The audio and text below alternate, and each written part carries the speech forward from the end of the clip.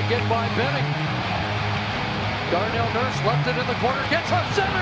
Terry scores! Tory Terry! Ilya able to shake away from Solani. It's given away to Solani around in front. Score! Teemu Solani with the steal. Three of the fans want one. Score! Off the floor! On the board! Paul Kariya!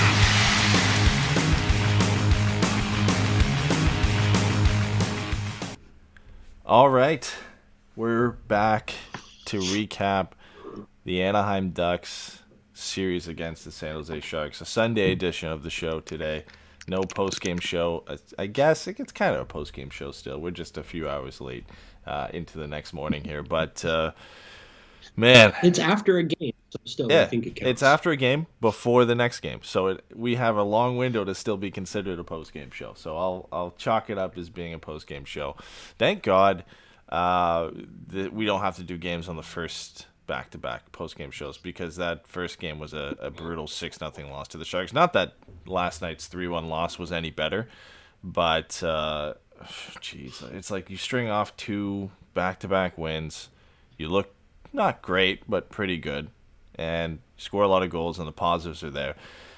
And then you follow that up with just these 2 games, these 2 performances.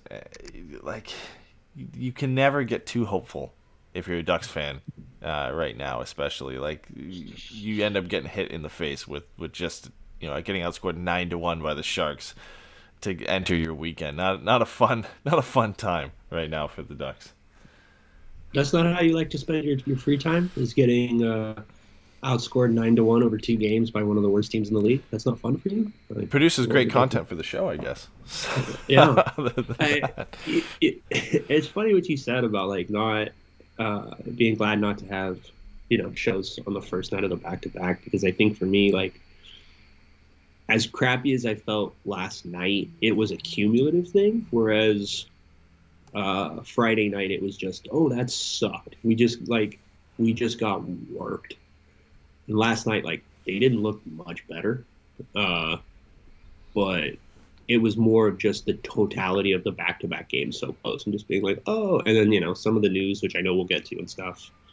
But it was just, that was a rough way to get into the weekend. And I think the thing, especially losing sleep now and all that crap. Fun. And I think the thing too is, like, you go from a 6-0 loss. Like, Danton Heinen still scratched in that game. Troy Terry also scratched. At least Trevor Zegras is in that game, and we get to end up watching him play. And then the problem is you come into Saturday night, and I know the Ducks have scratched Zegras on the last back-to-back they have, so I guess that isn't necessarily indicative of his play and the fact that they aren't happy with his play. More so, they still just for some reason don't want to play him on back-to-backs. But I think this is one of the problems we've had with Dallas Eakins and his management of Trevor Zegras so far is why not? Like, why do you have him up here if you're going to say, hey, we're not going to play you on the second game of the back-to-back. We're not going to put you out there on defensive zone faceoffs.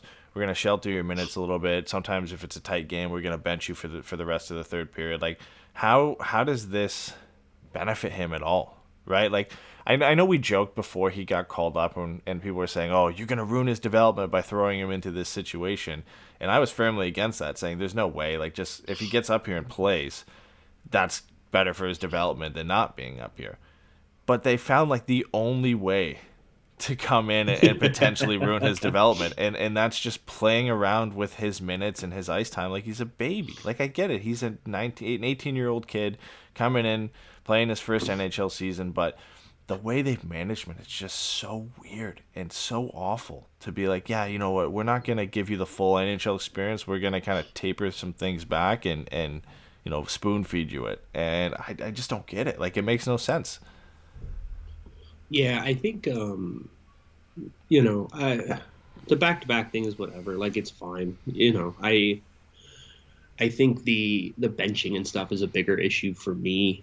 I definitely agree that he's shown that he's ready. I think it was Chris Peters maybe in The Athletic who said it, but somebody made the comment about how just let him play, and he's going to take ownership, and he's going to, he's going to seize the moment. He's that kind of player, and I think we've seen that, on and off the ice, some of his little interviews and little stuff like that. He seems like a guy who gets it, and he really just wants to be there to help. And he's not short on confidence. So the fact that he's kind of has the self-awareness to do the little stuff in public, right, like, is nice. But I just think it's weird too, because it kind of doesn't match up with what the team is saying, because, you know, either you're really bad and you might as well just play him, or you think you're good and he's the second best offensive player on the team, so you should play him.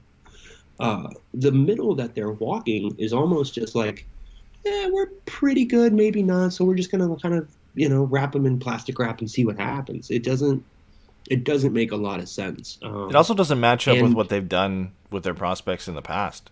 Like, yeah, they've slowly brought guys along, but it's usually, some seasoning in the AHL.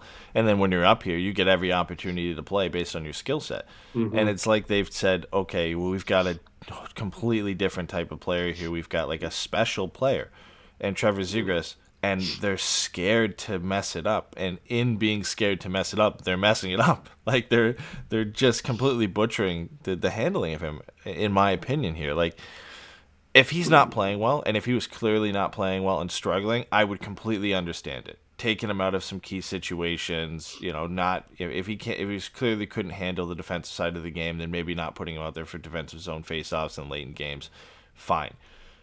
But he's not. Like, he looks good. He's played well. He's been one of the most creative, if not the most creative player on the ice for the Ducks when he's out there. And he hasn't been a detriment in his own zone. But they feel like they need to baby him and tailor his minutes and kind of sit him on back-to-back so he doesn't get tired or whatever. And I just don't see how that's the right approach for a young player, to put him through that. Because when he eventually does get a full taste of the NHL, it's all going to be new to him. Like, he's not getting the full taste right now with back-to-backs and playing in tight key situations, which eventually, when Trevor Zegras is playing at his best for the Ducks, that's what he's going to be required to do. Being out there in the final 3 minutes of the game, playing in key offensive and defensive zone faceoffs, playing in back-to-backs, and when he eventually gets given that responsibility, it's all new for him. He's going to have to start from the beginning. Yeah, it's kind of weird, right? Because the argument for playing him because it's not new is the same as you need to play him or it's going to be new. He's done all of these kinds of things at lower levels, and he's shown that he can be successful. And now he needs to be given the opportunity to do them at higher levels. And so, like, part of me does think, like, he's done this before, so maybe it won't be as big of a thing. But if that's the case, then just play him now. It's honestly almost like they don't know what to do with someone this skilled. I honestly wonder if the way the Ritchie and Fowler situations played out and their public misgivings about how they handled their careers is causing them to be overly cautious with Zegras.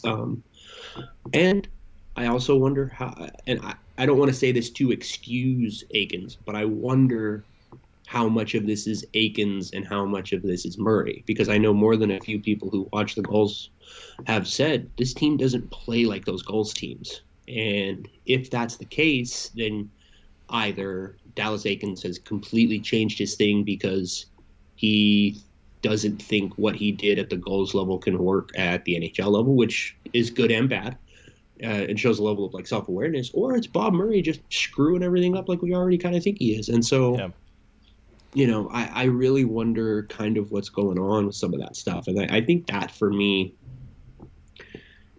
is part of the problem for us on the outside. Is some of the stuff that isn't even happening on the ice is more interesting or frustrating than some of the stuff that is on the ice.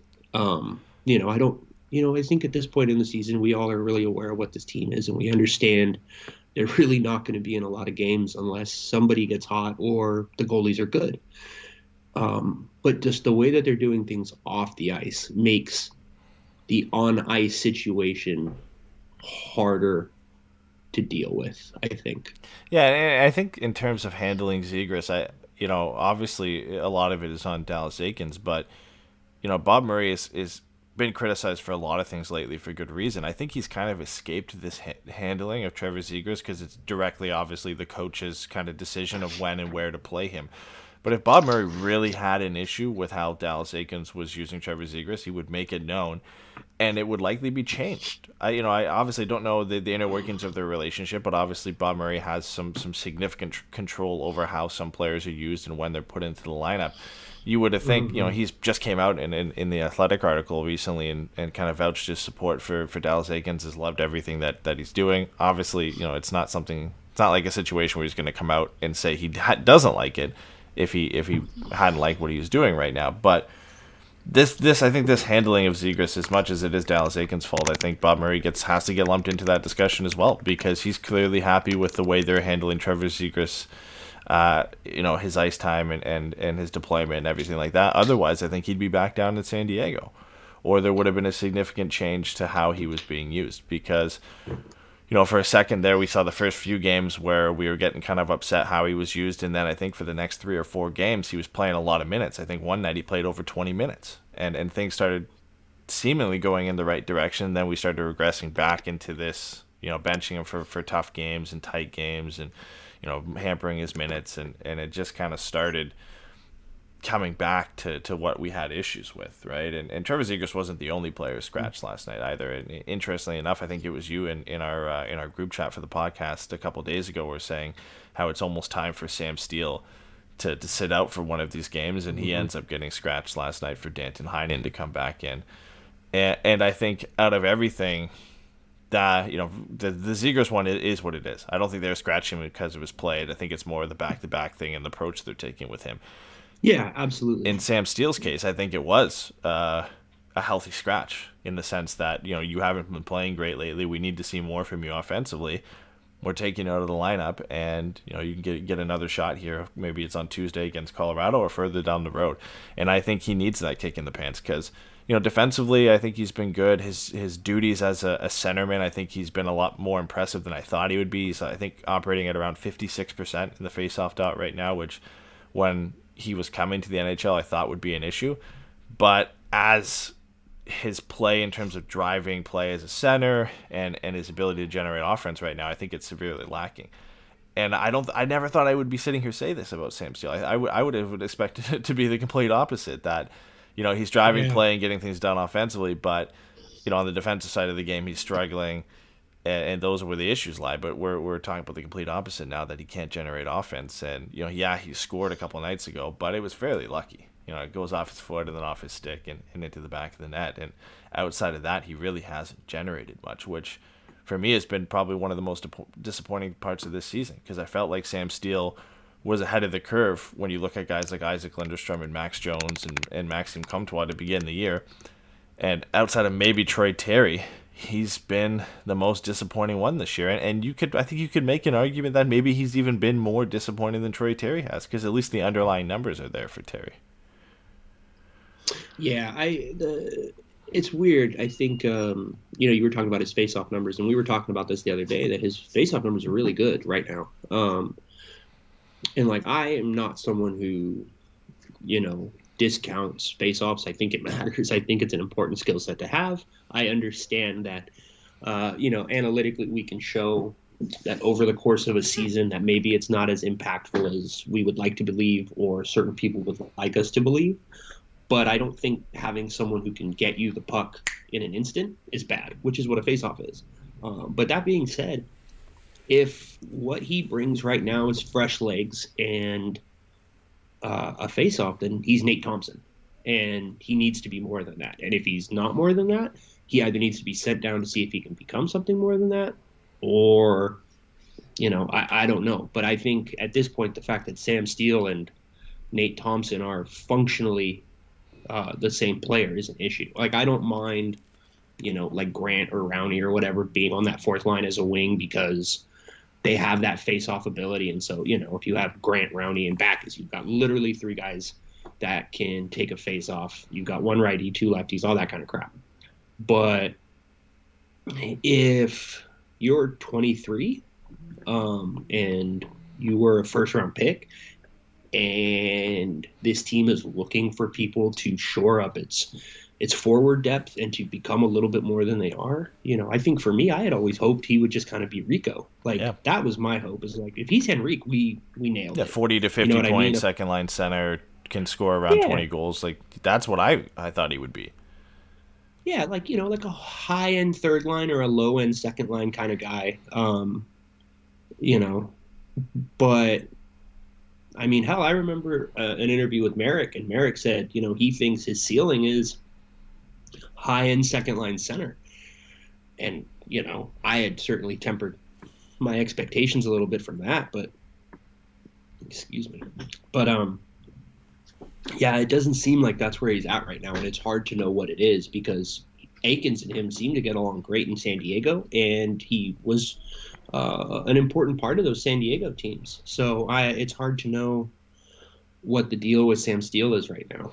Yeah, and, I don't think he's one of those guys you give up on yet because we've seen the offense there in the past, and he might just be one of those guys that it takes a little bit longer to get there. Like, I remember his rookie season.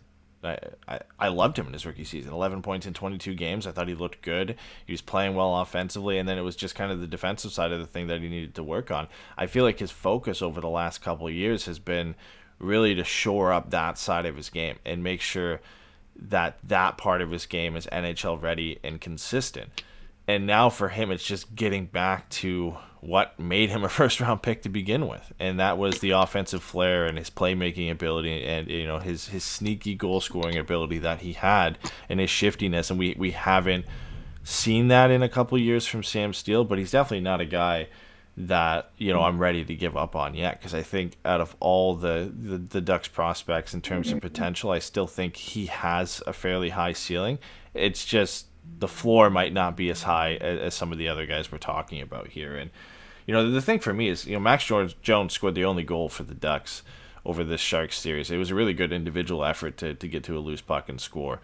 And we've seen plays like that from him, from Comtois, from Terry with the toe drag goal a couple weeks ago, from Lindstrom with the hat trick this year, where we've seen some highlight reel and plays and some real progress from these guys. I think the only one we really haven't seen something like that from is Sam Steele, and I think that's kind of what I'm waiting for. It's just one of those games or one of those stretches where he just stands out as one of the better players on the team, and right now it kind of just seems like he's fading into the background as not a detriment to the Ducks lineup, but just a guy who's there, right? He's just kind of there right now, getting things done, but not really doing too much to stand out from the rest. And I think that's what I want to see from Sam Steele for the rest of the season here. Yeah, I think I think it's interesting because, and correct me if I'm wrong, because I know you're a little bit more familiar with him from juniors than I am, obviously, but I don't feel like Sam Steele ever had an overwhelming ability or a singular skill, right? Like we were talking about Daniel Sprong for whatever dumb reason before we started, and you were saying like his shot is elite, but the problem is nothing else that he does is any good. And I think the thing with Steele is his game should be based on subtlety and hockey IQ and things like that, and we're not seeing that right now. And so it's hard to know if it's just he's still getting his legs under him at the NHL level, which can happen. I know we all want guys to develop a lot faster than they do sometimes, but I don't think it's out of the realm of possibility that he's just taking a little while to get his legs under him. But at this point, it is a little concerning that he doesn't seem to be doing the little things well enough that it makes up for the fact that maybe his other skills aren't where you would hope they would be. And I think that for me is the issue, because I think, he's got good vision and good passing, but he hasn't seemed to make much of it, and it's hard to know why. Yeah, and it's too early to kind of sit here and say, his skill set just didn't translate well to the NHL. He's only 23, so there's still some time for it to happen, but there is some worry there. I think you can start to be a bit worried on, is he going to get to that potential? Is this going to be what he's going to be? Because he's no longer 20 or 21. He's getting to that point where he needs to be, a bit closer to the player we thought he was going to be. And, the next couple seasons I think are going to be huge for Sam Steele to prove that he can be a big part of this team's future, because there's going to be a lot of young centers on their way in this organization. There already is. And, Getzlaf obviously is going to likely still be here and sign a new contract. Henrique's here for the foreseeable future unless he gets picked up by Seattle. Lundestrom has played good this year. Benoit Olivier Groux is in San Diego. And eventually, if you want to move Zegras to center, you've also got that to compete with as well. So it's not like Sam Steele's roster spot is locked down by any means. I think it was more of a lock at the beginning of the season than it is now. And that's not a good sign for him. I want to see him kind of get going over the next couple seasons there, and hopefully by the end of the year this year. But before we move into our post-game topics, I think we really need to kind of outline just how bad the Ducks have been over these last 20 games. Obviously there's a lot of calling for the heads of Dallas Eakins and Bob Murray for good reason. But I don't know too many general managers or coaches that kind of survive a stretch like this, where you look at over the last 20 games, the Ducks have lost 15 of them. Only 2 teams have a lower points percentage, and that's New Jersey and Buffalo. New Jersey is just behind at 3.44 points percentage. The Ducks had a 0.35, sorry, and Buffalo had a 0.176. So Buffalo's just been completely awful. But and then in the 8 games in March, the Ducks have surrendered 34 goals. That's the most in the league. That comes after a week after Bob Murray was touting how this team's strength was their defense and their goaltending. They were outscored 34-21. They had the joint most shots against over that 8-game stretch with 247, tied with Vancouver. Second most scoring chances against with 226. The most high danger chances against with 99. And the most high danger goals against with 23, which was 6 more than the next highest team, which is Buffalo. That not a great start to March. Obviously not a great 20-game stretch. I don't think it's the goaltender's fault. So when I say, Bob Murray's wrong and saying the Ducks' strength is goaltending and defense, I think John Gibson and Ryan Miller are just kind of victims of how bad this team is. But the defense hasn't been good lately. It really hasn't. And, the Ducks have been generating more offense, but it seems like they've been generating more offense at the cost of being worse defensively. I think one of the things we kind of talked about early on in the season is, this team can't generate offense, but, defensively they've been better and they've stepped up, and they're not allowing as many shots against and chances against, and it seems like they've regressed to that team from last year that just hemorrhaged shot attempts, because now they're trying to score more goals with what they have and they can't do it. They've changed their approach, and they've gotten back to what just made them so awful to watch last year, which just getting shelled in shot attempts and high danger chances against, and it's not a good look. And I'm surprised they've lasted this long. I'm not sure kind of what the organizational mantra is right now in terms of keeping them around, but it has not been a good stretch for the Ducks right now. No, the other thing I think that's interesting is Bob Murray's comments about defense and goaltending kind of caught my eye too, and I think to an extent he's right in, if you looked at both groups at full health and said which of these is likely to be better, I think you would point at the defense and go, well, you got Lindholm, Fowler, Manson, Schattenkirk. Hakanpää's looked like he's been all right. Larson at times hasn't been a tire fire. All that little stuff. Mahura's been okay. And you can look and see how you talk yourself into thinking that maybe defense is going to be your thing. And for Bob Murray, that's always going to be a thing that he wants. You know what I mean? He's an old school guy. He played defense like that. That's his whole thing. The problem is 2 of your top 4 defensemen are hurt. One of them's the best defenseman on the team and really sometimes feels like the only one who can consistently shut down other teams. I think we were looking at him the other day on his RAPM charts, and Lindholm was hilarious because his goals for were in the tank, but everything else was positive. And it's just like, oh yeah, he's been totally fine. The team just sucks. But that defense, even if it is okay, is getting strained because of their inability to score goals. I was just looking at it, and I think it's like 24 games is how far back it goes, but it's the 3-1 Avalanche win, which was then followed by the 1-0 Coyotes win. I think it's about 23, 24 games. In that span, they've scored more than 2 goals 7 times. And they've lost more than a couple of those.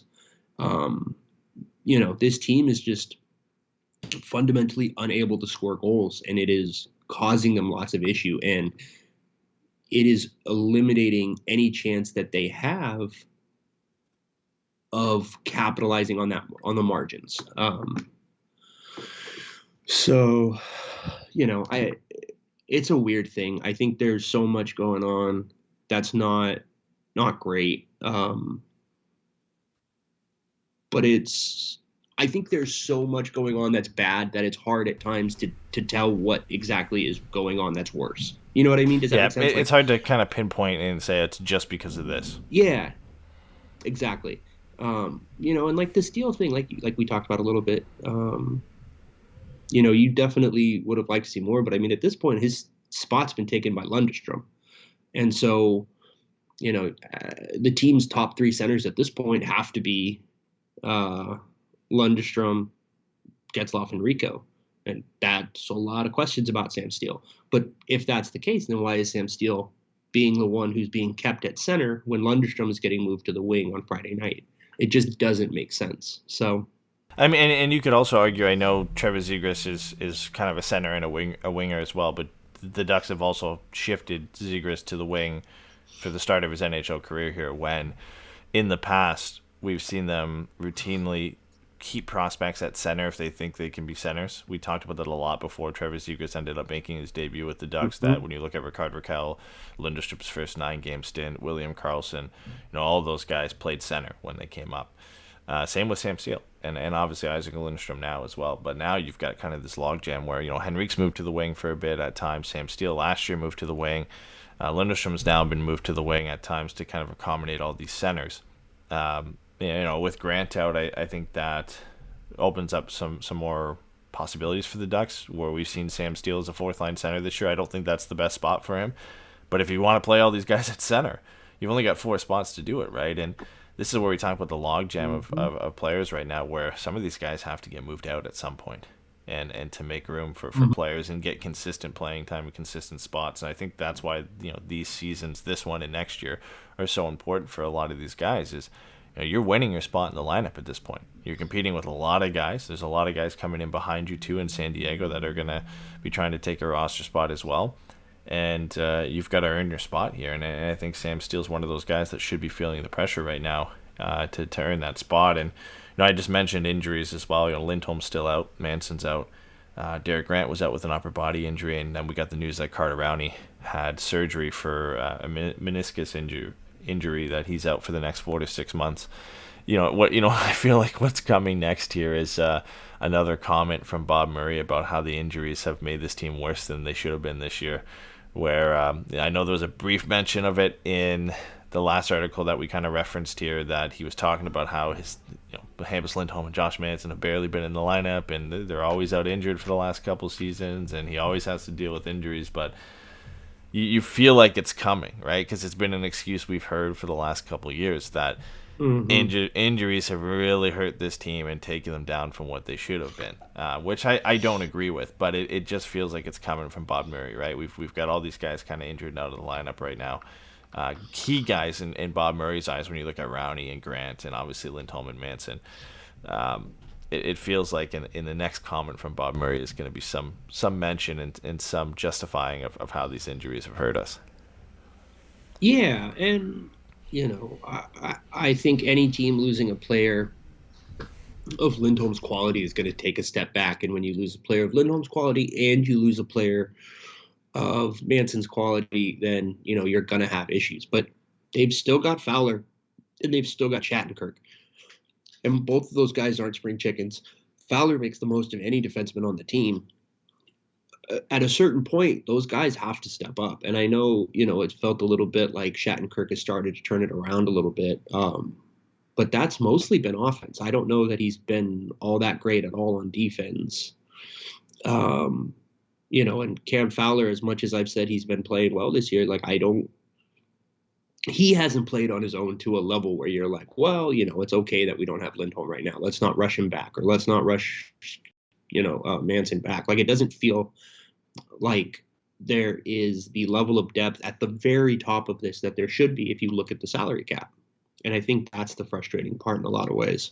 Yeah, and we'll get to some of these guys later because we're going to cover Eric Stevens' new article he put out today to kind of focus on the trade trees and why Cam Fowler's contract is so much worse than just the value in the term. There's a lot of kind of underlying factors there, but we got to get to some of the trade rumors that have been popping up. They've been really popping up over the last couple of weeks here for good reason. We talked about John Gibson and Ricardo Rakell on the last show, and then a few more things have seemingly come up over the last week here.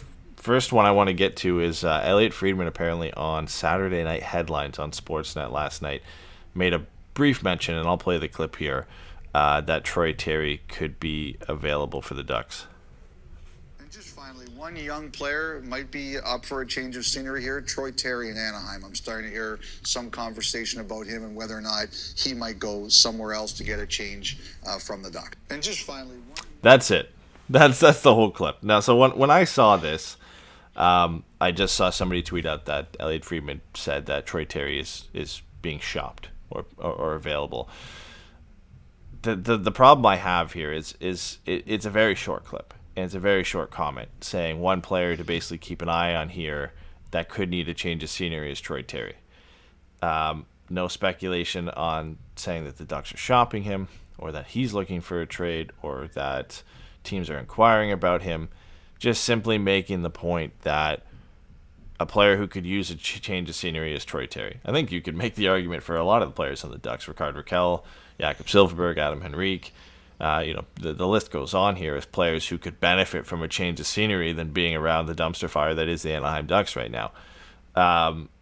It would be more interesting to hear some more details on this, so maybe we have to wait for Elliot Friedman's 31 Thoughts or something like that, where we can get some hardcore evidence if teams are inquiring about Troy Terry, if Bob Murray's listening to calls or anything like that. But it definitely does kind of stir up the fan base a bit. We've heard Ricardo Rakell's name out there, Henrique, Manson, Silfverberg, a few other guys, and it's interesting to get Troy Terry's name thrown in this because he is the younger of that group, whereas recently it's been a lot of the veterans who have been kind of the subject of trade rumors.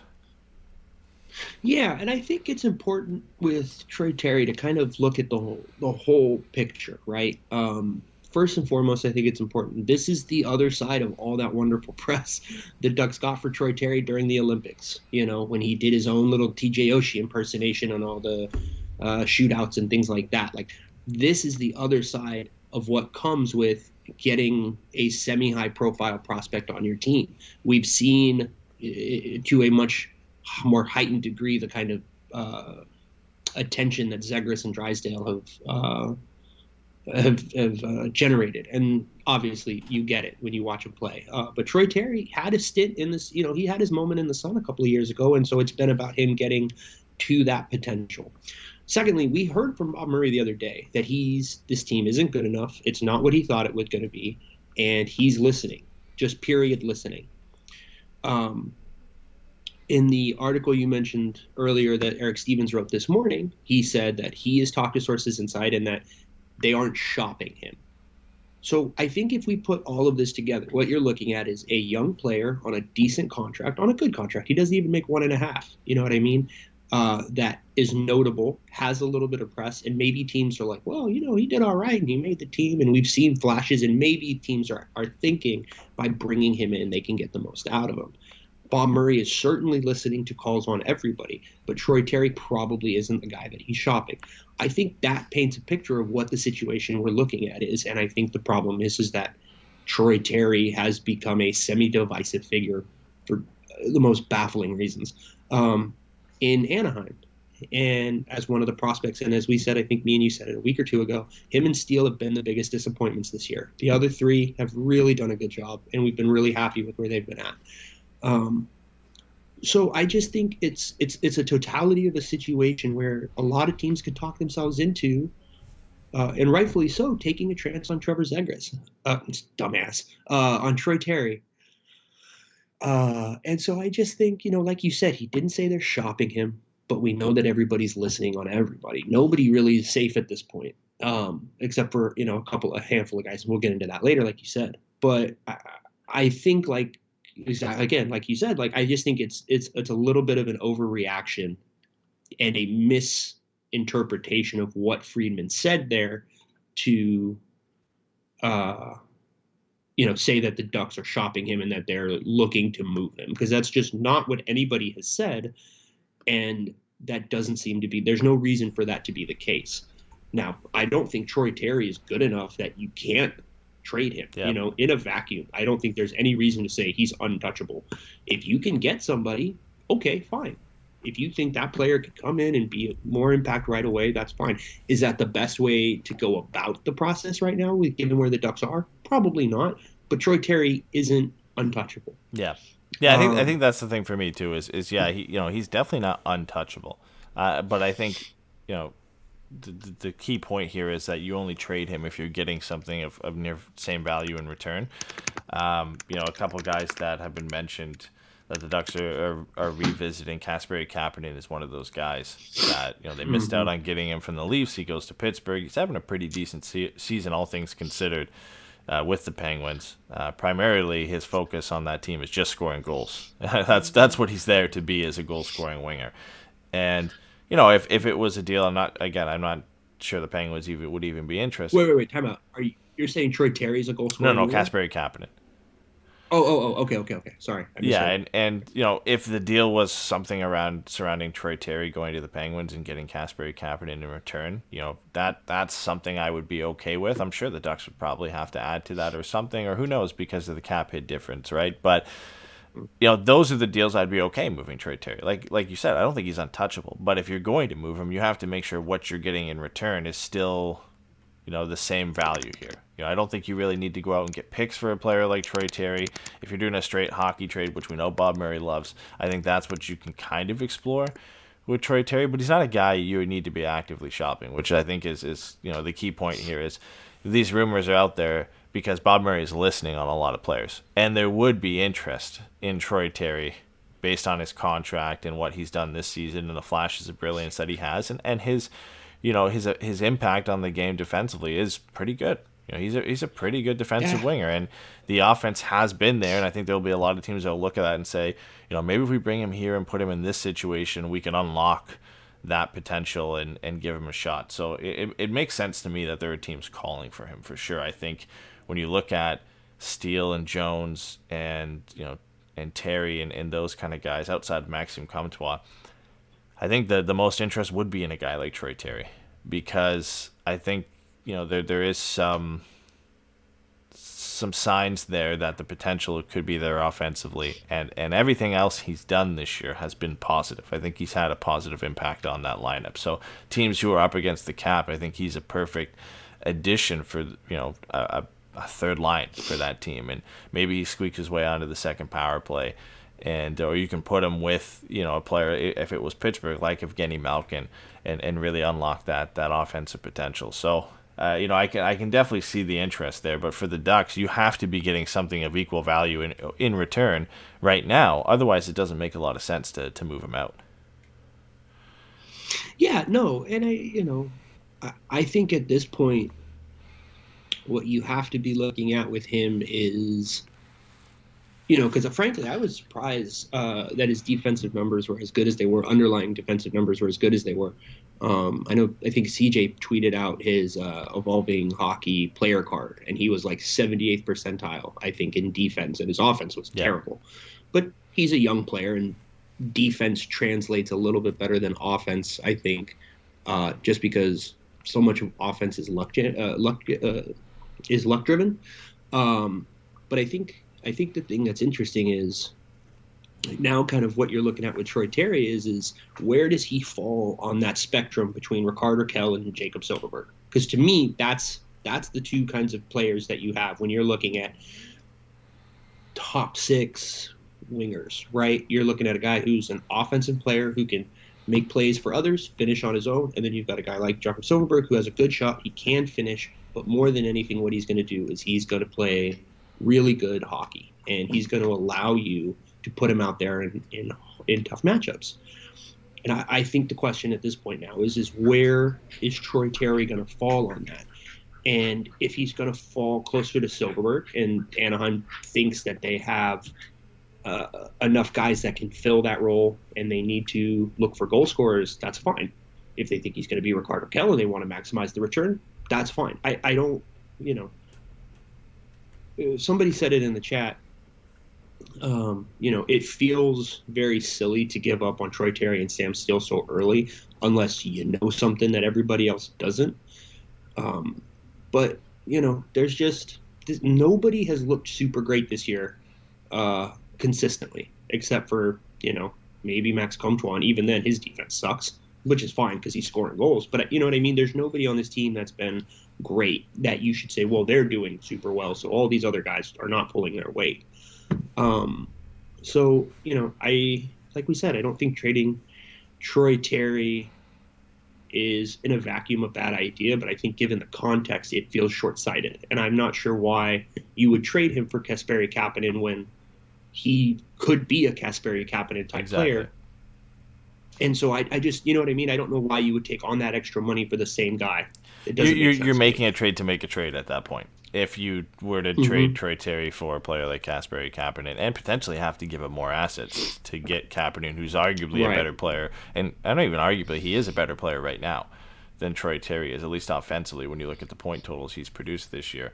The most kind of upsetting thing I think for me this week in terms of Ducks news has been a kind of a quote in an article by Craig Custance at The Athletic where he mentioned that the Ducks are no longer interested in swapping roster players for futures and that they're looking for a 24 to 27-year-old player in return as part of a hockey deal. That I think is the most upsetting thing for me is because we've speculated, trades for Rakell and Gibson and whatnot over the last couple of shows here. We've looked futures heavy in terms of first-round picks and prospects, which I think, in my opinion, is the way the direction or the organization should take in terms of bringing in assets and kind of building for the future here. But we know Bob Murray, and we know in the past he has loved a hockey trade, and he has tried to kind of pursue that every now and then when he can, barring maybe the Andre Kasha deal where he got a first-round pick and a prospect, and maybe Brandon Montour, but I guess Brandon Gooley was a prospect, but still a guy who had some NHL experience, and they got another pick out of that as well. So that is still kind of close to a hockey trade. I don't get this whatsoever, right? Like if you're trading Rickard Rakell to bring back a 24, 27-year-old roster player, it kind of begs the same argument we just had with trading Troy Terry. You're making a trade to make a trade at that point, right? Like, if you're looking for a 24-year-old to 27-year-old, why not just keep Rickard Rakell? He's 27, and he's still producing at a decent level this year, and he's still a good forward, right? You have that on your roster, unless you're trading Henrique or Silfverberg or somebody like that for a player that's in the range of 24 to 27 to kind of bring into this roster, then sure. But not many of those guys at a high level are available of a really good contributor between the age of 24 to 27. Not many teams are moving them, and if you are moving them, it's because you either aren't a good team or that guy has not produced the way you thought he would. And why would we want to bring another guy, another gamble like that into the organization? I don't have a name off the top of my head, but it seems like you're trading a guy you have like that for another guy in hopes that he's going to do better on your roster and make a difference to this team. And one player is not going to make a difference to this team right now. It's about getting those assets and building for the future. And I hate this approach. It's not surprising because Bob Murray loves this approach and has done it in the past. I just hate that it's still a thing, and we're still hearing about Bob Murray having this kind of mindset going into trading some of the Ducks assets. So all right, so I don't want to fight in front of the kids, but I have a little bit of an issue with how some people are taking that quote because I think it's ignoring to a degree the sentence in front of it, which is he's looking to move Rakell, Henrique, and Silfverberg. Rakell's 27; he's going to be 28 by the time the season's over. Henrique is 31. Just turned 31, and Silfverberg just turned 30 in October. If you trade any three of those guys for a 24-year-old, for me, that's a net gain because what you're doing is you're getting younger. And I don't think it's insane to think that simply bringing in likewise players who are younger is valuable, because now what you're doing is you're saying, look, these guys fit a team that we don't have. So if we bring in these guys at a different point in their career to be part of the team that we think we can have going forward, I don't think that's insane. Do I think it's an issue that he's not looking for picks and prospects? Yes. But I also understand if you look at this and you're like, wow, Zegras seems to be pretty close to ready, and you go, Drysdale might be ready next year, and Lundestrom has popped this year, Comtois and Jones look like they really might be the real deal as far as, top 6, top 9 NHL players. I don't think it's insane to go, all right, let's add a couple of slightly older guys and get rid of some of the older guys on our roster now. I don't think that's terrible. Now, if you're trading, I would have less of an issue with that than I would have trading Troy Terry for someone else the same age. You already have a Troy Terry. Just keep your guy. But, trading 2 older guys who are on the other side of 30 with bad contracts, if you get a 24-year-old in that situation, or even a 25-year-old, I think that's a positive. So, I understand why the quote in and of itself is frustrating. I understand why the logic maybe doesn't kind of jive with what everybody wants, but I don't think it's an insane thing to say, let the team get a little younger. Because I don't know, maybe it's just my thing, but it's just 24, you've still got a few good years left in you, even by the analytics numbers, which say, your prime kind of ends at 27.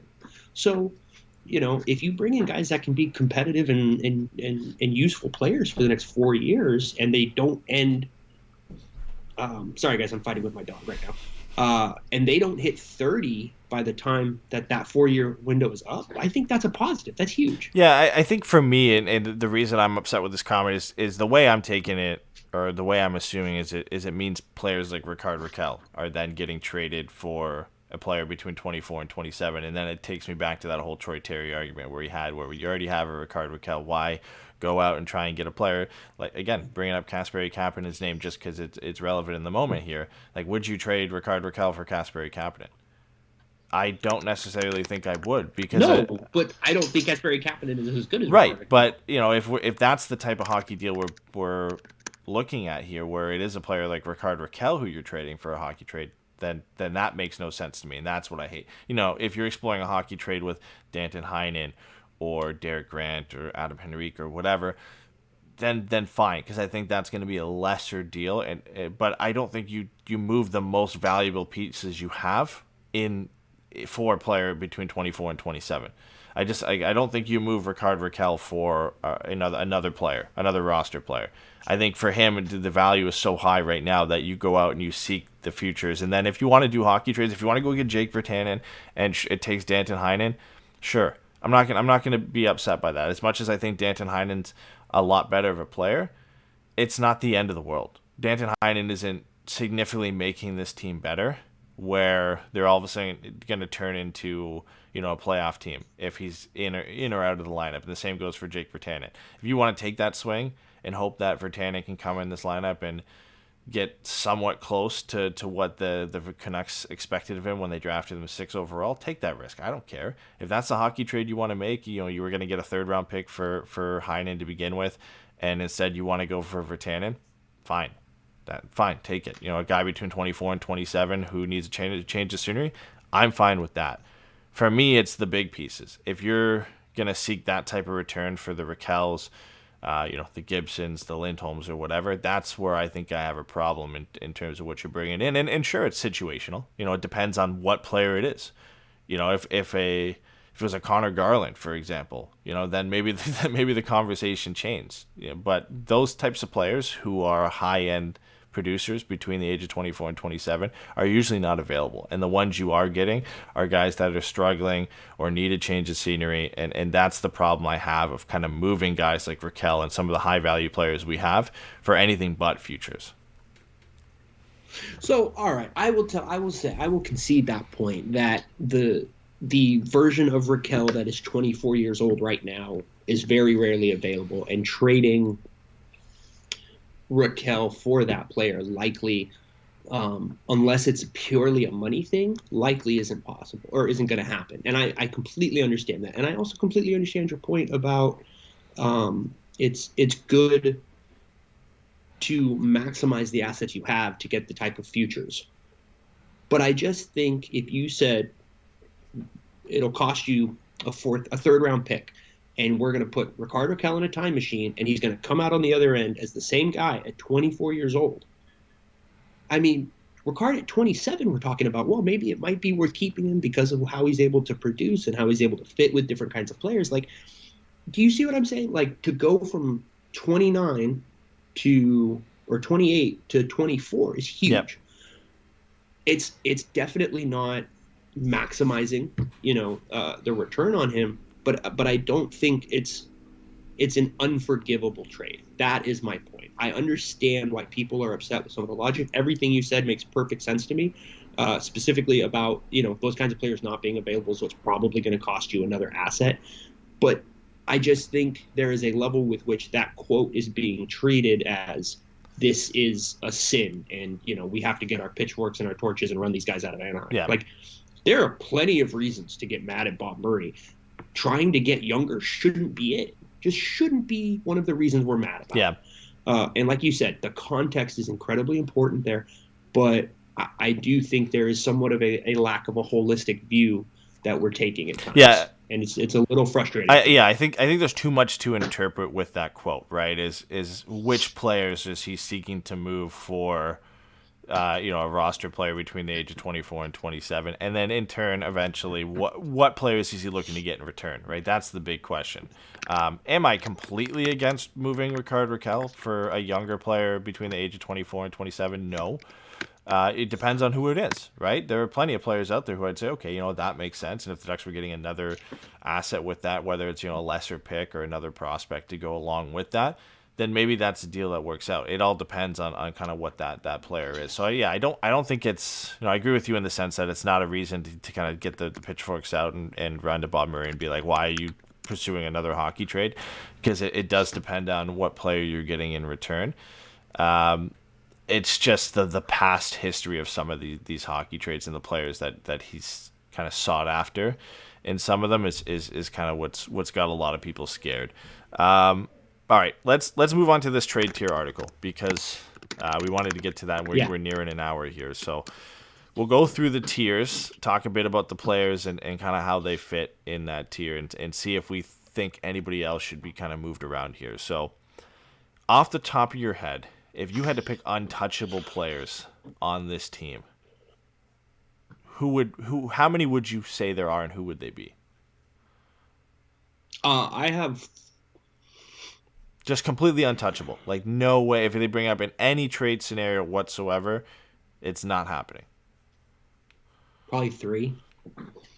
Who you got? I'd say the 2 kids and Lindholm. So Zegras, Drysdale, and Lindholm. Drysdale, and Lindholm. Okay. Yep. I think that's fair.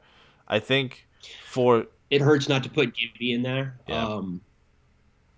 But I think those are the 3 for me. I freaking love Lindholm, man. I just love that guy. Yeah, and it's pretty close to what Eric Stevens has here. So I think Drysdale is taken out of this discussion because he hasn't played an NHL game. I think that's the approach that Eric Stevens took. But I would agree with you there. I think he was in the article. Was he?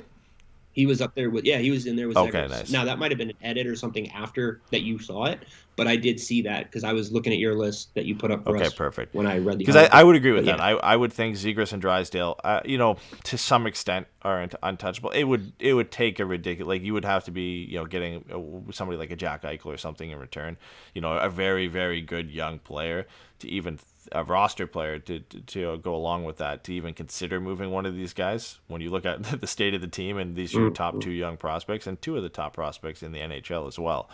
I would put, those are my 2. For me, I think Lindholm falls into the perfect tier here that Eric Stevens has put him here, which is pretty untouchable. He's not untouchable, but he's pretty close to it. But if you got, let's say that top 6 or top line goal scoring winger, I think you take the shot. I mean, obviously it depends who it is, right? But if you get a bona fide top 6 goal scorer in this league who can go off for 25 to 30 goals consistently, I think you take a look at moving. So Hampus Lindholm. here's my question about that, right? Because I think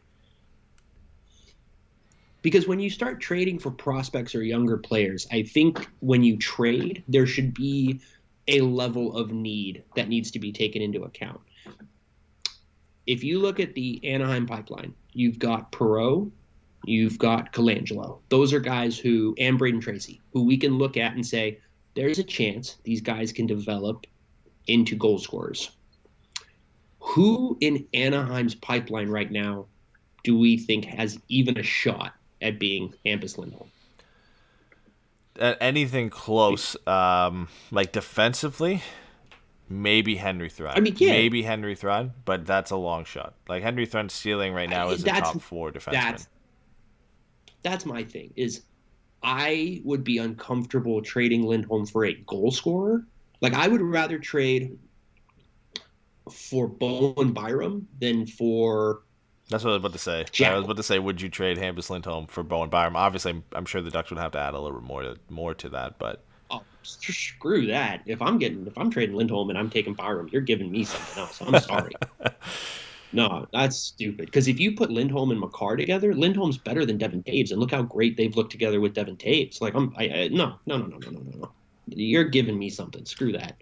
I get that point though. Like, Lindholm is in that pretty untouchable tier because there's only so many players you would ask for in return, or you would want in return for him. That would be better than him. That would fit this organization. Yeah. It would have to be a young player close to NHL ready, if not playing in the NHL already, that can be a significant asset for this team in the future, whether that's a top 6 winger or a defenseman with top pairing potential. I think those are the only two things you look at and say, that's what I would take for Hampus Lindholm. Like, you don't need a netminder, you don't need a goaltending prospect. You don't really need a center prospect. I don't say it would be off the table. It would depend on who comes in, right? And who that asset is. But again, you're looking at a forward with top 6 potential that is potentially already playing in the NHL or close to it, or a prospect or defenseman that has kind of top pairing potential. I think those are the only two things you look for if you're moving Hampus Lindholm, which is why I think he falls perfectly into that pretty untouchable tier, because he's not completely untouchable, but it would have to take the exact right offer for the Ducks to even consider moving him. Yeah, it's interesting thinking. I was just trying to go over names in my head, and I would actually be far more like the one forward that comes to mind that I would be interested in would be Lundell. I might consider trading Lindholm for Lundell because I think Lundell's ceiling is a lot higher than people thought it was going into the draft. Alexander Holtz, Lucas Raymond. Yeah, we can have that conversation. I'll have that conversation with you. But my big thing is, I just don't know who is going to be the next Hampus Lindholm on this team. And if you tell me there's that guy in the draft and he's right in the range where the Ducks are going to be picking, that's fine. But it's very hard for me to accept that, if only because, what do you call it? You run the risk of him just getting taken before you get there. Like, that's just how the draft works. So I think the thing with Lindholm is he's kind of falls into that category of he's worth more to us than you. You know what I mean? So I think that's the big one for me. Yeah, and it's not a trade you make now, right? With no, apparent hair in the system where unless it was for a Byram or something like that. Right. But like you said, they're outside of Thrun and maybe Mahura, there aren't really other guys who you could say are projected top 4 defensemen on the left side for this team in the future. But if you go into the draft this year and you get an Owen Power, you get a Luke Hughes or whatever, and you get that left-handed defenseman, I think then it opens up the discussion for next year and beyond, that now you do have that guy, or presumably have that guy that you got at the top end of the draft, that you now have a future of Power Drysdale or Hughes Drysdale that you can lean on.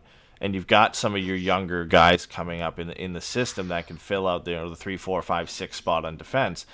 That if you get that offer, whether it's for another young defenseman or a goal scoring winger or Anton Lundell, like a top 6 center, then maybe you're a bit more inclined to look at that deal. I think Hampus Lindholm, even if you keep him and you get Luke Hughes in the draft, or you get Owen Power, and then you have Power, Drysdale, Lindholm and, whoever, Manson, Fowler, whatever, or somebody else you draft. I heard it's Hockenpot. I heard he's the savior. Yeah, even if it's Yanni Occupied who sticks around, right? Like it's not bad to keep Hampus Lindholm. Like you said, he's still, even with a Hughes or a Power in the system, Lindholm is still very valuable to this team and young enough that when they are good, having your top three as being one of Power and Hughes with Drysdale and then Hampus Lindholm is excellent. That's great to have that, and to have less responsibility on Hampus Lindholm offensively, where you can play him 20 minutes a night in the hard minutes and open up some more space for guys like Drysdale and potentially Power and Hughes to really do what they do best. At that point, yeah, you can make that argument. Is he more valuable to stay with the team, even with those young defensemen in the system, than to bring in another player? And I think that's why he kind of falls in that tier, right? Is it's so situational that, you only move him if the very right deal comes across the board that you look at it and just say, we have to take that. We can't turn that down. We love this guy, but look at this deal that we have here. There's no way we can say no to this. I think that's the only way you move Hampus Lindholm right now. And the funny thing, I think if you polled Ducks fans and asked a lot of people right now, I think there would still be some people who think that you need to trade him now, and that he's not untouchable. Like, I think there's a lot of people who think we should trade Hampus Lindholm right now. And I'm not sure exactly where that's coming from, because he just seems like the perfect guy out of anybody on this team, the perfect guy to keep around for when they are good again, because he really hasn't done anything wrong. Like, he's been the definition of consistency for this team. We can talk about all these guys who haven't stepped up or that have disappointed. Hampus Lindholm's name never makes it into that discussion. It never does. Nope, never. Never top five. He's just been the only consistent player. John Gibson maybe gets into that discussion, but it's hard to, because he gets more impacted by the team struggle than a player like Hampus Lindholm does. But Lindholm is the definition of consistency on this team over the last 5 or 6 years. And that's, I think, why you don't move him. Because when you are good again, and if you do have two offensively gifted defensemen in front of him, or even like somebody just said in the chat here, perfect guy to play with Drysdale potentially as well. Like, you got to take these things into account, how valuable he is with this team. You can be disappointed with him a little bit, maybe, that he hasn't kind of stepped up offensively this year, but I think he's done everything you can ask for, and he's done that. He's been really one of the only guys to do that. Yeah, there's a name that I can't quite think of, but he played with Chicago when they won their first cup, and then he got traded to Atlanta or Florida, and he played with Ekblad early on in his career. Brian Campbell? I want to say Brian Campbell, yeah. So for me, and this is the thing that I have said about Lindholm, is there is no part of his game to me, or what makes him so good, that should deteriorate rapidly in the next 6 years. I really, really do look at him and think of him as a Campbell or, even a Baumeister, where it's just like, this dude's just smart. He's a smooth skater, and he's going to be able to do this for 5 or 6 years. Unless he suffers some kind of catastrophic ankle or knee injury, I don't see any reason to think that Hampus Lindholm can't just be a consistent and steadying presence on the blue line for 10 years, man. Like, I think so highly of Lindholm, and I think when he's playing and when he's really on, he takes so much pressure off the rest of the team, because he's just so steady. Like you said, he's just been such a consistent player. Like I've said at the beginning of the year, and it's always going to be true for me. He's the best player at his position on this team, and he's one of the 3 best players on the team. And I don't think it's really that close. I think the gap between him and Raquel is significant. So, that's my thing with him. I definitely agree that there needs to be a willingness to trade him depending on what you get, because, borderline nobody should be untouchable. But he really is very much part of that group, like I said, of he's more valuable to me than he is to you. And so if you want him, you're going to have to pay through the nose. Yeah, and I think that defines the state of this organization right now, where you can really, truly say that only 3 guys probably shouldn't be moved. Or not shouldn't be moved, but that it's very difficult to say you want to move them right now with Zegras, Drysdale, and Lindholm, because you get into the next tiers here, and the next tier that Eric Stevens had listed was the only if he wants to leave tier, which is Getzlaf, Gibson, and Miller. I tend to agree with that. I think for sure Getzlaf and Miller are a part of that discussion just because of their age and their situations with this team. It doesn't make sense for either of them to really go unless they wanted to leave and pursue a Stanley Cup. Other than that, Bob Murray's already come out and said he's not going to move Getzlaf unless Getzlaf asks for a trade, which is nothing new and nothing surprising. Kind of expected that to be the case. John Gibson's an interesting addition to this, but I also tend to agree with it in a way. I think you could move him to another tier, which we'll get to in a bit here, but it really is. He does kind of fit in here, right? Because you really only would trade him right now if he wanted to leave. I think if you got a ridiculous offer, that's the other scenario here. Because he's a bit different than Getzlaf and Miller, that you could get a ridiculous offer for John Gibson. But if you're the Ducks right now, really the only situation you end up moving him now is if he says, "Okay, I want to trade, get me out of here," barring the big offer. So this one makes sense to me. Anybody you would take out of this tier or potentially move into a tier like this that they would only be traded if they wanted to leave? Not really. I think for me, Manson is borderline in that tier, but that is for me much more cultural. I really do value the kind of, and I hate saying crap like this because I sound like an idiot, but I really do value the kind of toughness that he brings to the team. I do value his game. I really think he's gotten a bad rap the last couple of years. I definitely don't think he's been as good as he was a few years ago, but I don't think he's been nearly as bad the last few years as people are saying. If he's kind of right in that, I think where Stevens has him is right, which is we need to maximize the return because we need to start moving forward, and I think that's totally fair. But for me, if I could keep him, I would like to. Yeah, I think he kind of falls into that part. The next because here's the other thing I want to say real quick about Manson. Yeah, go ahead. The thing about Manson is, to me, is he is a very classic hometown discount guy. He was taken by a 6th-round pick by Anaheim. They developed him. They brought him up. They made him a big deal. I don't want to say they made him because he worked and stuff like that, but they made him an integral part of this leadership group, of this team. They really value him and what he brings. And so I think he's the kind of guy that you could get on a team-friendly deal for his next contract. Is a team-friendly deal still good value? That's a question. And I think that's why he's not quite only if he wants to leave. But I do think, he could get a not as big of a raise as you think he's going to get on his next contract. And he would do that for Anaheim. Because, I don't want to speak too much about this because I technically don't know anything, but his pops was an enforcer, man. His dad's a team guy. Yeah. Manson has always been a team guy.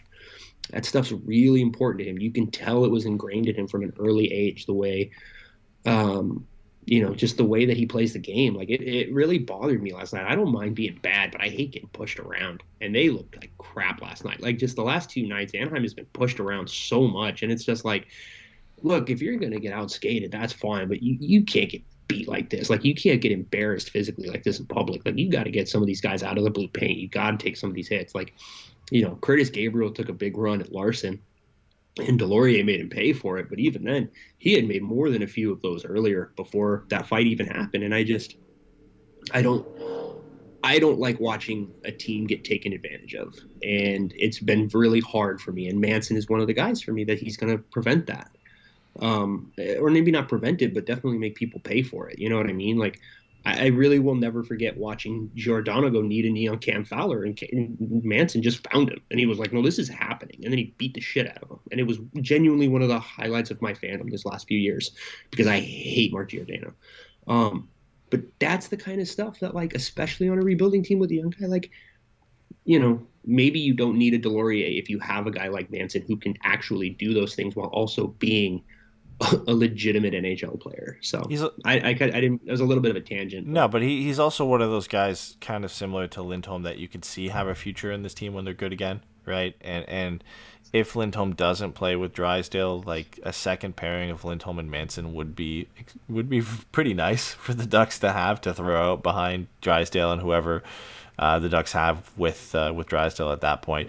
You know, whether if somehow Cam Fowler is still sticking around or if it is a defenseman they draft in the next few drafts here that ends up playing with Jamie Drysdale, it isn't a bad piece to kind of keep around on a team-friendly deal if Josh Manson is still kicking around at, you know, around just over $4 million, right? Like he would be a solid piece to have on this team. It just all depends on when you think the Ducks are going to be competitive again and how good you think he's going to be at that point. And, you know, he falls in the tier after the one we're going to talk about here, but the next tier that Stevens had was the Untradable Tier, which I would tend to agree with this one. There's 5 players: Cam Fowler, Jakob Silfverberg, Adam Henrique, Kevin Schattenkirk, and Derek Grant. They're all in here for different reasons. Fowler is in here, I think, for one of the main reasons is that his contract, not just the term and value, but the clause he has in his contract is so bad that you almost can never trade him unless the perfect scenario comes out, because Fowler's clause is that he submits a 4-team trade list that he can be traded to, which takes 27 teams out of the mix.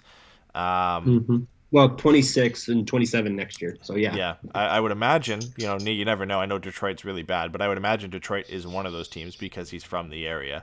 Outside of that, I have no idea who the other 3 teams would be.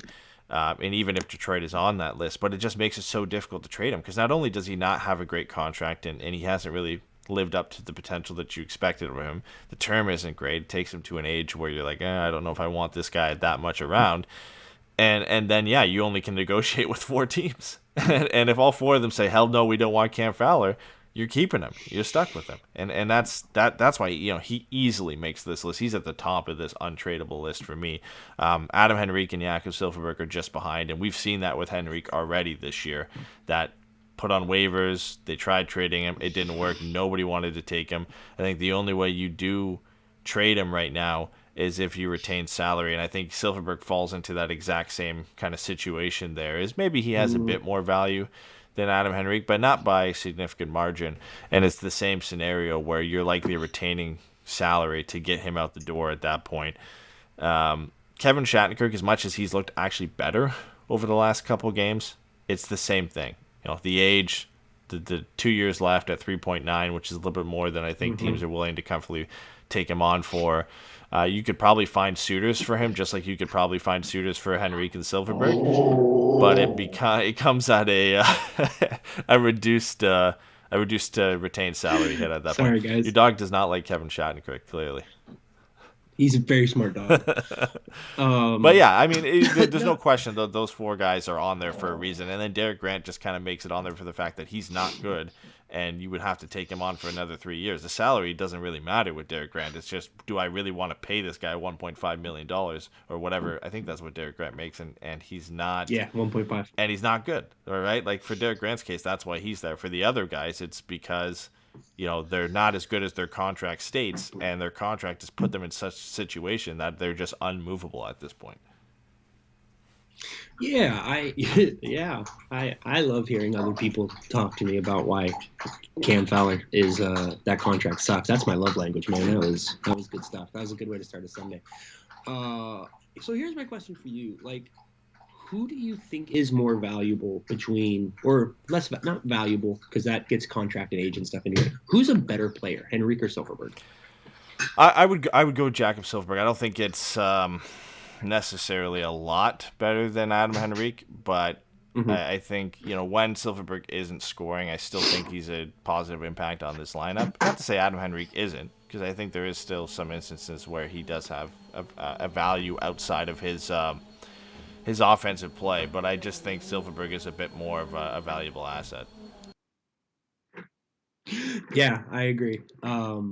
It sucks, man. I think all of those players are fine enough players. You know, Grant is what he is, but I think the big thing really is, and this is something we talked about, I think, this morning or last night, is Bob Murray's biggest issue seems to be giving out terrible contracts. Like, I think that part of it is really what has handicapped this team more than anything, is his inability to, get good value on anybody that's not an RFA. Like, the moment he doesn't have leverage, he almost seems to just give the bank away, and I don't understand it. I think, you could retain $1 million and a half on Schattenkirk, and you could find somebody to take him. I think you would have to retain 50% on Silverberg and Rico to get him out the door for any kind of decent return. Cam Fowler, man, I don't know what you do unless you trade him for another bad contract. Like unless you for some dumb reason Buffalo's on his list. Unless it's a Poso for him and maybe you get like a first or a second round pick out of it or something like that. I don't know who is lining up to take Cam Fowler. I think that contract, because I just, that's not a contract that I want to retain salary on. It's so long, and to have to retain salary on that contract because you shot yourself in the foot the moment it was signed is very hard for me. Yeah. To rationalize. I wasn't even sure I wanted to retain salary on contracts or deals for Henrique and Silverberg, let alone Cam Fowler getting thrown into that mix. That's a whole different animal at that point, in terms of how long that's hitting you and how much you'd have to retain to kind of get that done. Outside of that tier, we move into kind of, I guess, the trade these guys now tier. It's time to rebuild and we need max value in return. Rickard Rakell makes this one, obviously, probably the most valuable player the Ducks could move, I guess, outside of Hampus Lindholm and John Gibson at this point, just because of his production and the contract that he's on. And then Josh Manson also makes this one, which I kind of agreed with you. There's a few tiers he could probably fit under here. I think the most, the other tier outside of this one that's really the closest is the only if he wants to leave tier, which you had mentioned, that I think he could fit into that one as well. But I would lean maybe a little bit more to what Stevens has here and having him in the kind of it's time to move him. We need max value thing. We need max value tier, because I think as a right shot defenseman, there's been clear interest from a lot of teams in a player like Josh Manson. He has a lot of value outside of the rare offensive production that we see from him. And the contract isn't that ridiculous that you can't trade him at all. So I agree with this. I think like Rickard Rakell is priority number one. And then if you get a good offer for Josh Manson, sure. Like you need max value, right? That's what you need for Josh Manson. If you're going to move him, you need max value for him. And I guess the same can be said for Rickard Rakell. But I think priority number one would be finding a suitable trade partner for Rickard Rakell and getting as much as you can in return for him. Yeah, what I think is funny is I think the untradable tier and the time to rebuild tier, I think, are completely interlocked, because I think the reason that you want to move Rakell and Manson, like you said, is get that max value. They have 1 year left. Their cap hits aren't prohibitive. They're useful players. You can see them slotting into a competitive team right away. Like you look at those guys and you're like, I get what they're doing. The problem is that's all the reasons you want to keep those guys, but you can't because of the 4 guys above them. If you don't have Fowler, Silverberg, Henrique, and Schattenkirk on the books, or maybe Schattenkirk on there is a little rough, but still, I don't think you're looking to move these other 2 guys because they're not eating up that much cap space, and you might be able to get them on a decent deal next. So it feels, the frustrating thing is that the best moves to make are self-inflicted, and that is part of the problem. But yeah, I don't think either of those guys shouldn't be in that group. I think if you can, you get the best offer that you can. I also think, and this might be something we'll talk about later, but I think the quarantine window is going to make the trade deadline really interesting this year, because I would start making those phone calls trying to get that 2 week to end at least within a week, 3 or 4 days either side of the trade deadline, because there's only, I think, 12 or 13 games after the deadline. And, I don't know how much the return you're going to be able to get is if they're only going to be able to play in 6 of those, plus whatever maybe you get in the playoffs. But I think the trick with trading guys like that is you want to target those teams who are kind of on the fringe, and you have a good shot of getting an extra lottery pick. So, it's again, I think that those guys are absolutely where they should be, as much as it pains me. And I think the reason that they are is because of the guys on the list above them. So, Yeah, it's a tough spot. And when you move into these last four tiers here, they kind of all blend in a little bit together. The useful and might be good to hang on to tiers, Hakanpää and Delorier, which I think for their unique skill sets, I 100% agree with why they're there. I mean, Hakanpää literally hits everything that moves. And I believe heading into today, he passed Radko Gudas for second in the NHL in hits, only trailing Brady Tkachuk. And if Radko Gudas can still find a job, I feel like Yanni Hakanpää can still find a job somewhere. And he fits a role. Now, underlying numbers aren't great for him since the start of the year. You know, he had formed a pretty good partnership with Cam Fowler, and that's kind of fallen off the wayside a little bit. You know, he's not a perfect shutdown defenseman by any means, but when you look at what he's out there to do, I agree with him being in this tier of might be good to hang on to, because when the Ducks are competitive, him being that kind of 6th or 7th defenseman, I don't think is a bad thing. Like, even if he's not your 6th, if he's your 7th and you're coming up against a physical team and you say, okay, we're throwing you in there, I think he's a good matchup defender at that point, right? So I think he's useful to hang on to. He's not going to cost you really more ever than $1 million. And you can just have him in there as a versatile defenseman to throw in certain situations. I think he fits that. And I think Nick Delorier is exactly the same thing. Like, if he's not, even if he's not your 12th forward, if he's your 13th guy and you rotate him in games where you want a bit more physicality, I think he fits that role perfectly. So I think both of these guys kind of make sense to have there in that, you know, they're useful pieces to hold on to for certain situations. yeah, I agree completely. I think both of those guys are probably 12, 13, 6, 7 defensemen. You know, I think Hakanpää is kind of what the organization at least had hoped Corbinian Holzer is. He's big, he's tough, he's right-handed. You know, he plays a simple game. He is of himself. He gets it.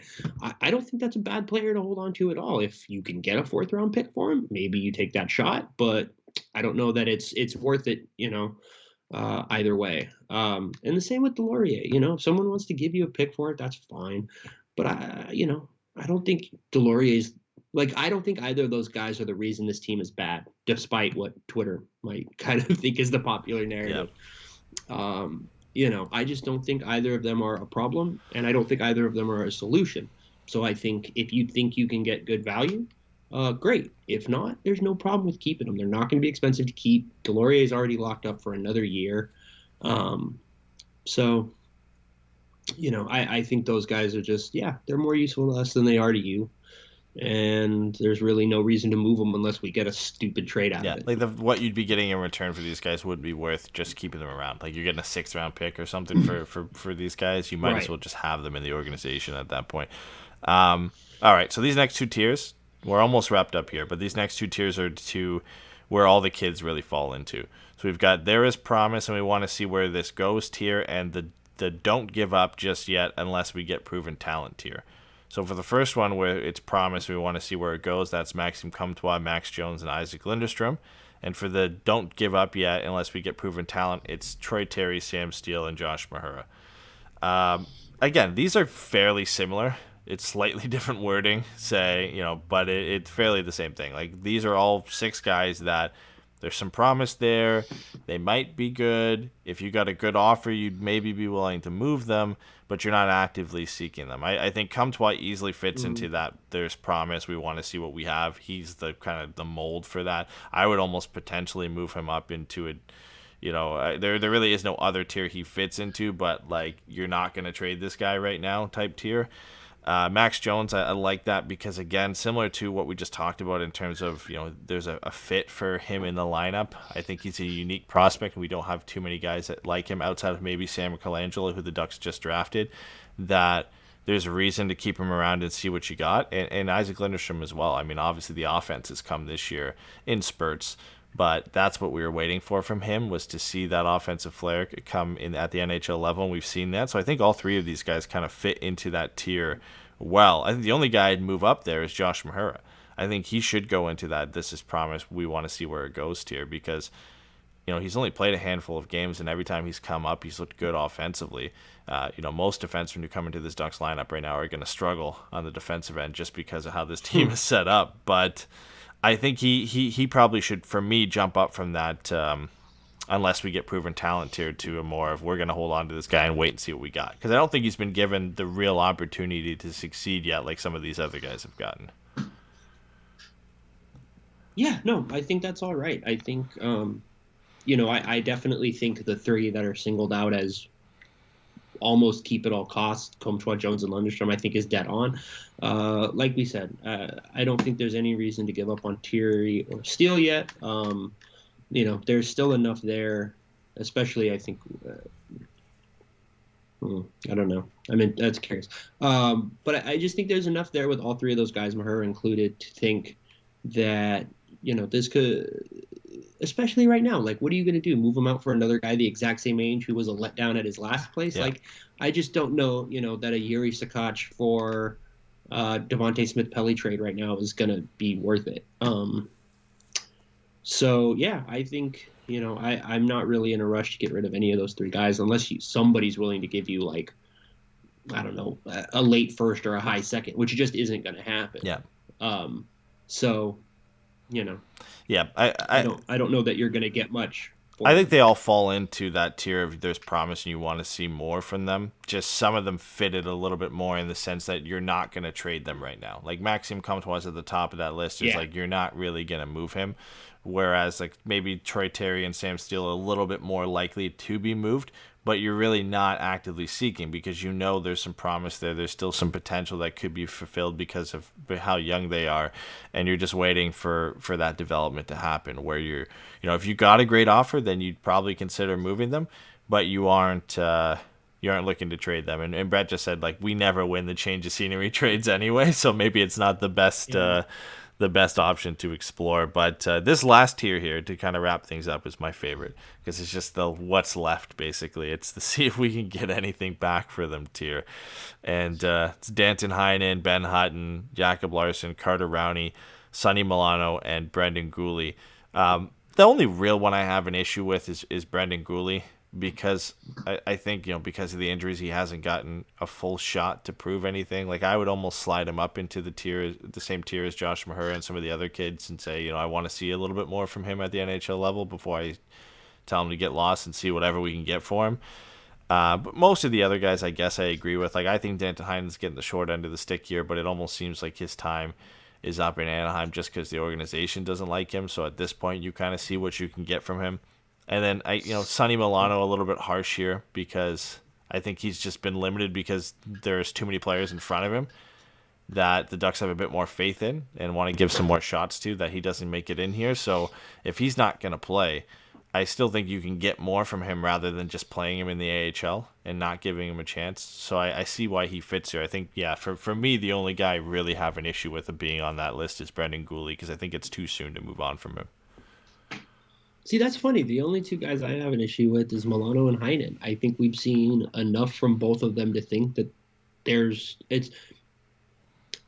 if you're looking at this roster, it's hard not to see both of them having a spot in this 12-man lineup of forwards. I just think they've both shown what they can do.